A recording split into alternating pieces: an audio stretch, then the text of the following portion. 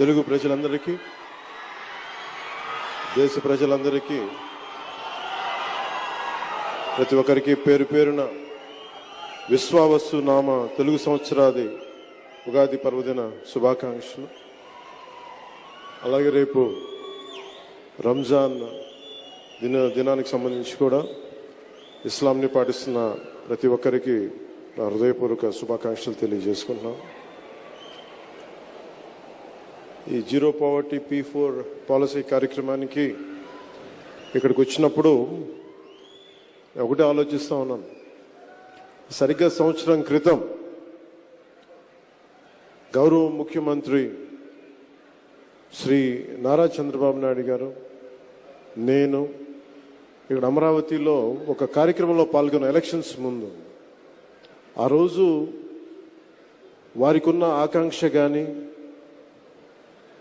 నాకున్న ఆశయం కానీ ఆంధ్రప్రదేశ్ ప్రజలు చాలా బాగుండాలి, తెలుగు ప్రజలు ఎక్కడున్నా అద్భుతంగా రాణించాలనే కోరిక ఆకాంక్ష వారిది. అలాంటిది ఈ రోజున 164 సభ్యులతోటి, అసెంబ్లీ సభ్యులతోటి, 21 పార్లమెంట్ సభ్యులతోటి ఘన విజయం ఇచ్చినందుకు మీ అందరికీ ఈ ఉగాది పర్వదినాన మరోమారు మీకు ధన్యవాదాలు తెలియజేసుకుంటా ఉన్నాను. అంటే మీరే కనుక అండగా నిలబడకపోయిండుంటే ఈ రోజున ఇంత ఘన విజయం ఉండేది కాదు. ఈ రోజున మీరు ఎంతమంది గత ప్రభుత్వంలో ఎన్నిసార్లు చూసింటారు చెప్పండి. ఇక్కడున్న భవన నిర్మాణ కార్మికులు దాదాపు 59 మంది, 30 పైచిలుకు నుంచి 59 దాకా. అధికారికంగా ఆ రోజున మాకున్నది 34 మంది చనిపోయారు. అనధికారికంగా ఎక్కువ మంది చనిపోయారు, దాదాపు 100 లోపు చనిపోయారు అనేది ఉంది.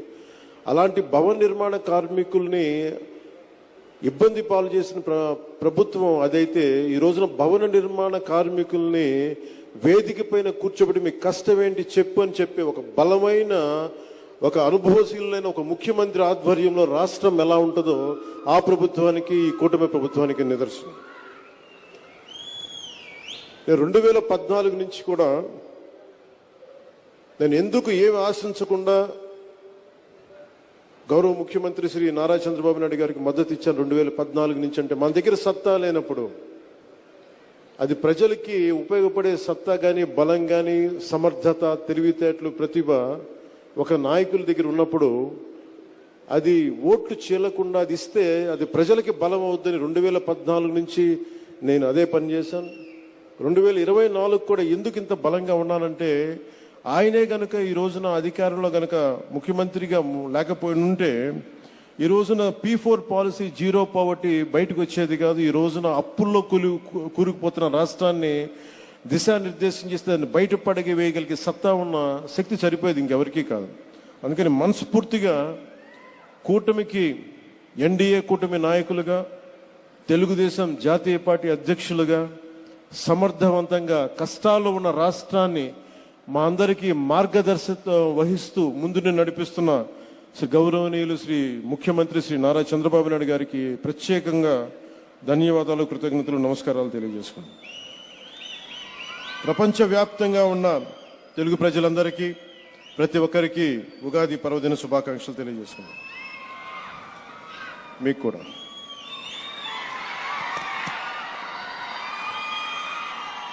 ఈ P4 గురించి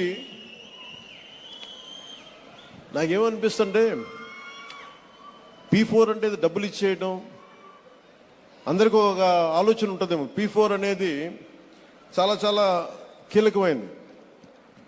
ఇది ప్రభుత్వం ఉంటుంది, పబ్లిక్ ఉంటుంది, అలాగే ప్రైవేట్ వ్యక్తులు ఉంటారు. అలాగే ఇవన్నీ ఇంతమంది కలిస్తేనే పార్ట్నర్షిప్. ఇది ఇప్పుడు మనకి దీంట్లో చాలా మందికి, సగటు మనిషికి ఇక్కడున్న వేదిక పైన ఎవరు కూడా, చల్మలశెట్టి సునీర్ గారు కావచ్చు, గోయంక గారు కావచ్చు, లేదంటే మన కృష్ణారెడ్డి గారు కావచ్చు, గౌరవ ముఖ్యమంత్రి నారా చంద్రబాబు నాయుడు గారు కావచ్చు, వేదిక పైన పెద్దలు ఎవరైనా ఉండొచ్చు, ఇక్కడ ఉన్న చాలా మంది విశిష్ట అతిథులు కావచ్చు, ఐఏఎస్ అధికారులు ఉండొచ్చు. ఎవరికైనా సరే చదువుకునే సమయంలో, ఎదుగుదామనే సమయంలో అందరు చిన్న గ్రామాల నుంచి వచ్చిన వాళ్ళే, చిన్న చిన్న రాష్ట్రాల మారుమూల కుగ్రామం నుంచి వచ్చిన వాళ్ళే. కానీ వాళ్ళకి ఏముంటుందంటే ఎవరో ఒకరు సలహా ఇచ్చేవాడు కావాలి.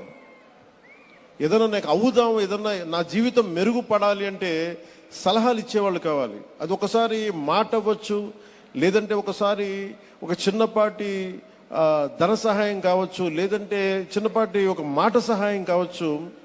ఇవన్నీ వ్యక్తులుగా అందరం చేస్తాం, కానీ దీన్ని ఒక ప్రభుత్వ కార్యక్రమంగా దీన్ని చేపట్టినందుకు మనస్ఫూర్తిగా ముఖ్యమంత్రి గారికి మనస్ఫూర్తిగా నా అభినందనలు, ధన్యవాదాలు తెలియజేసుకుంటున్నాను.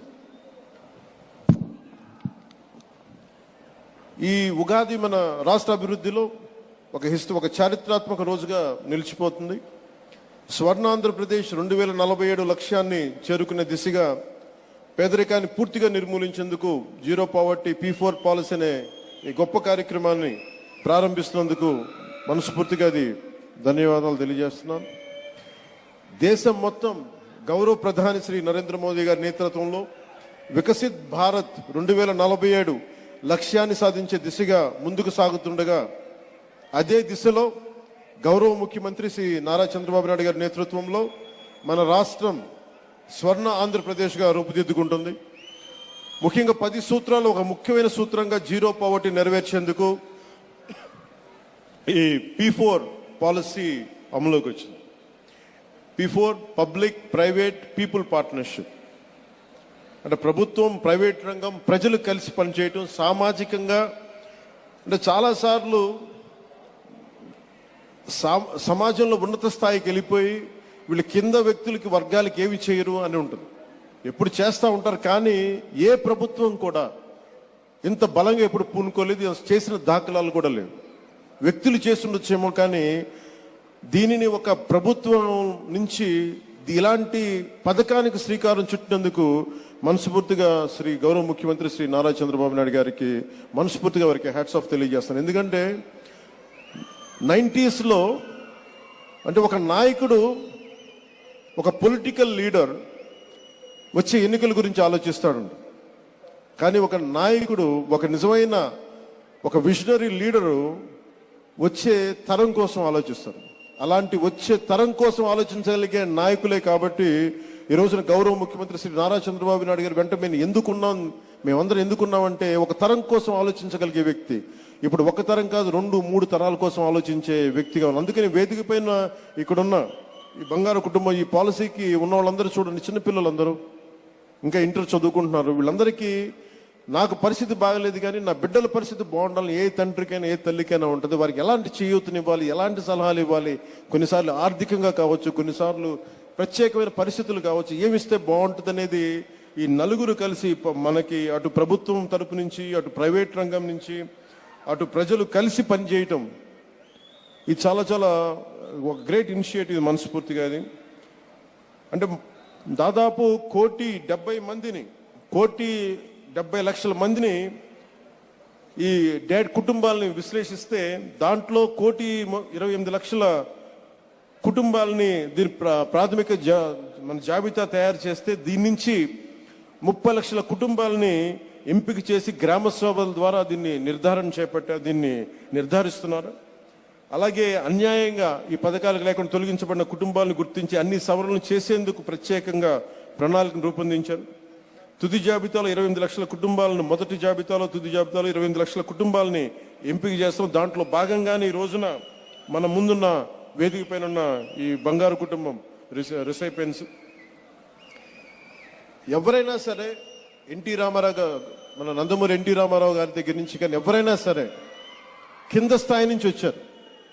ఇందాక కృష్ణారెడ్డి గారు మాట్లాడుతూ ఎదుగుదలకి దగ్గరదారి ఏముండదు, నలగాల్సిందే. కానీ నలిగేటప్పుడు నాకు నేర్చుకోవాలి. ఇక్కడున్న మత్స అండి ప్రకాష్, ఇప్పుడు మత్స ప్రకాష్, నేను చదువుకోపోయినా పర్లేదు, మా అక్క చదువుకోవాలి, మా అక్క MBBS చేయాలని ఎంత గొప్ప ఉద్దేశం అది.